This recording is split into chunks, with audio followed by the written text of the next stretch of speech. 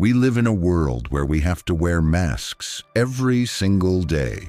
A mask for work, for home, even a mask when we're alone at home while scrolling through social media. Since birth, we have been conditioned to show the world various versions of ourselves that suits the script we've inherited or adopted. But here's the hard truth. Most of us are repressing our true selves. We shamefully hide away and eclipse aspects of ourselves from the world around us.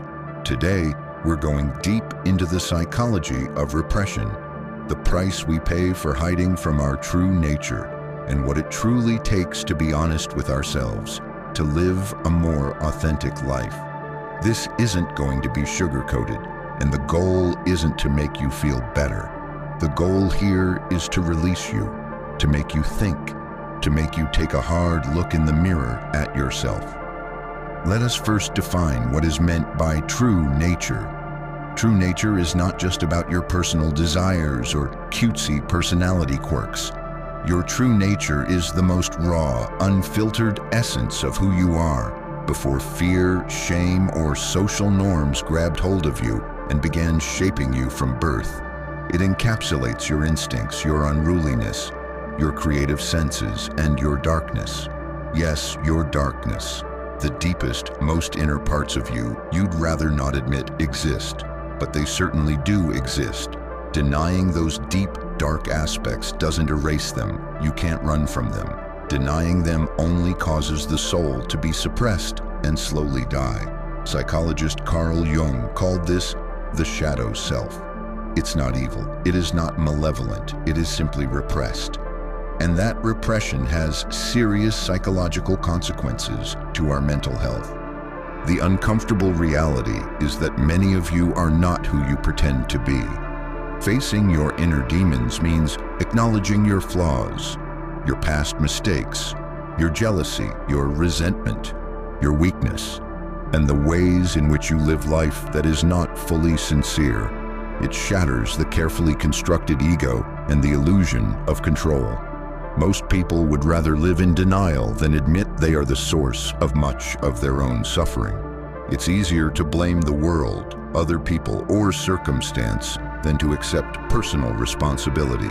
Looking inward demands accountability and growth, but growth is painful.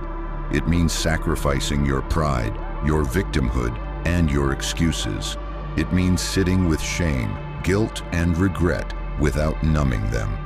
It's not a one-time thing, it's a lifelong process of stripping away the layers of who you thought you were, only to discover who you really are. It's not pretty and it's not instant, which is why many avoid it until they're forced to, by crisis, by loss, or by being at their lowest point. So why is it that we start repressing our true, authentic selves? The answer is that it starts early in childhood. Think of when you cried out too loud.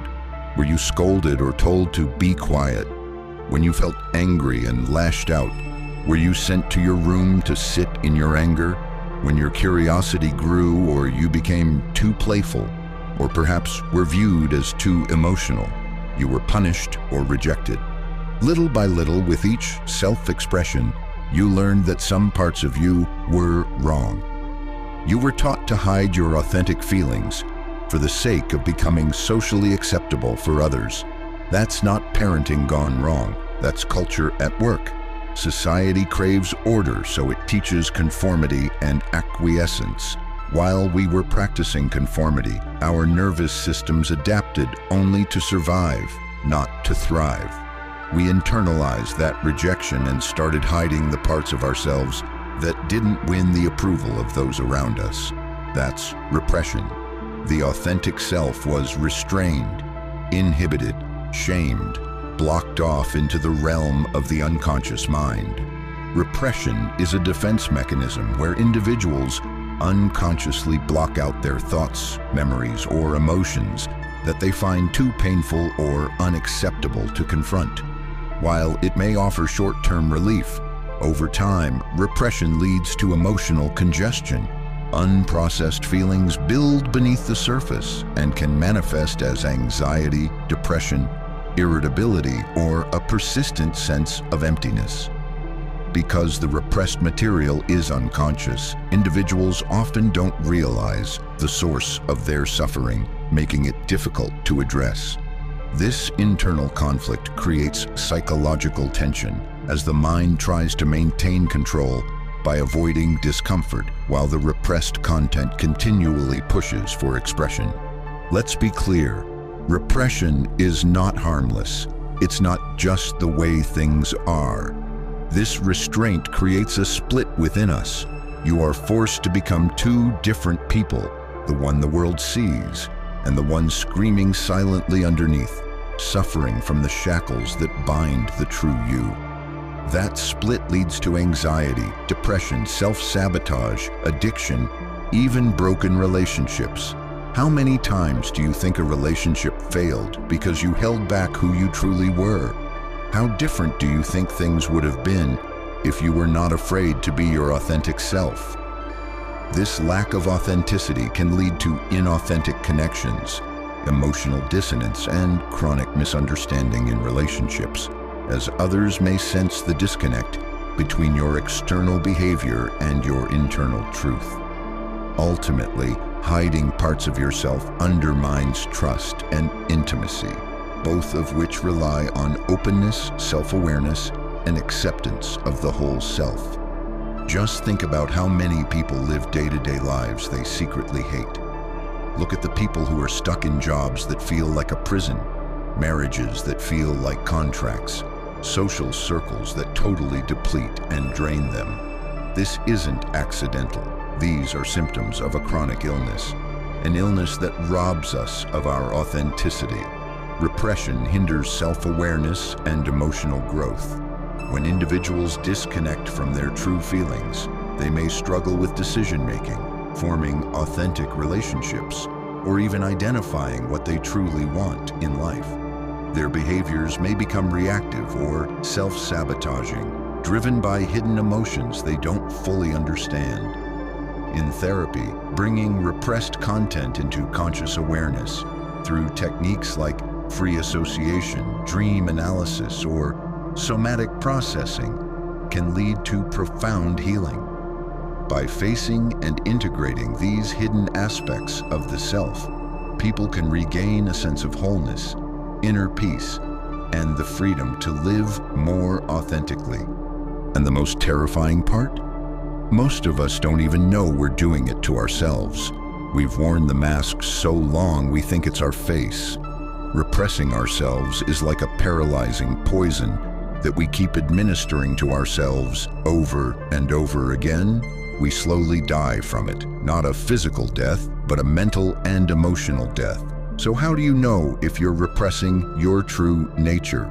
Start with what causes you discomfort. What are your triggers?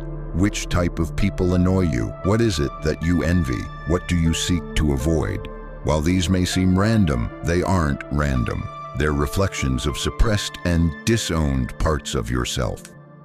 Identifying whether you are suppressing your true nature requires honest self-reflection and a willingness to explore uncomfortable emotions or patterns. Suppression often shows up as chronic dissatisfaction, a sense of fakeness in social situations, or feeling emotionally numb. If you frequently adjust your behavior to meet others' expectations, at the expense of your own needs, values, or interests, it may be a sign you're disconnecting from your authentic self. Suppressed individuals often struggle with persistent inner conflict, such as doing things they should do while quietly resenting them, or feeling anxiety without a clear source. Be mindful of your recurring dreams or your quiet fantasies that contradict your public persona, difficulty making decisions without external validation, and a fear of judgment when expressing your true thoughts. You might also notice that you attract relationships where you're not fully seen or understood. This often mirrors your own unwillingness to reveal your deeper self. Ask yourself, where do I lie to myself? Where do I say I'm fine when I'm not? Where do I settle? Repression shows up as rationalization, numbness, overthinking, even perfectionism. Assess any areas of your life where there are emotional inconsistencies. Don't run from these challenges. Embrace them. Now here's the part most people avoid. Reclaiming your true self is messy. It requires brutal honesty with yourself. Start with tools like therapy, shadow work, keeping a journal. None of it is easy. Freeing and realigning yourself doesn't happen overnight. Remember, you've been told to be someone you aren't for your entire life, and now you must discover and reclaim the parts of yourself that you tucked and hid away. You'll have to confront your feelings, shame, guilt, and rage. Through your process, you might lose people. You might lose the identity you spent your whole life building. But what you gain in return is real freedom, a sense of wholeness, a life that doesn't feel like a lie that satisfied everyone but yourself. Take a hard look in the mirror and admit to any areas of your life where you constantly lie to yourself. Where in life do you hold back to please others who never deserved it? Where did you give in where you knew you shouldn't have? After that, don't just acknowledge your repression, do something about it.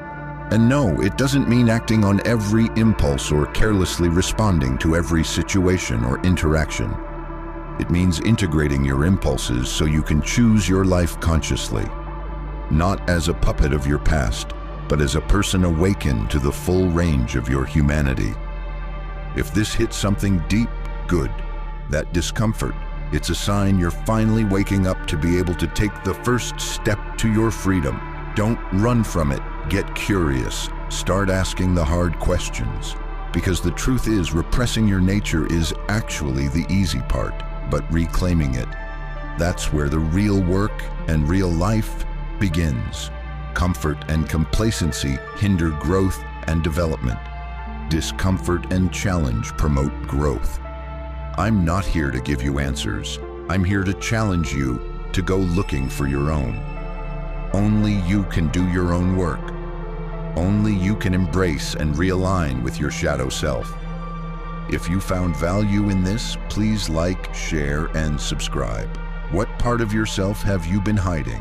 Where do you find yourself holding back where you shouldn't? Who would you be if you were to acknowledge and embrace your shadow? In closing, either you embrace your shadow or let it continue to manifest in your life in the most disruptive of ways. From this point on, your state of repression will be a complete and total choice if you chose to never act and do something about it. I will leave you with a quote from Carl Jung. If you don't integrate the shadow will disintegrate you.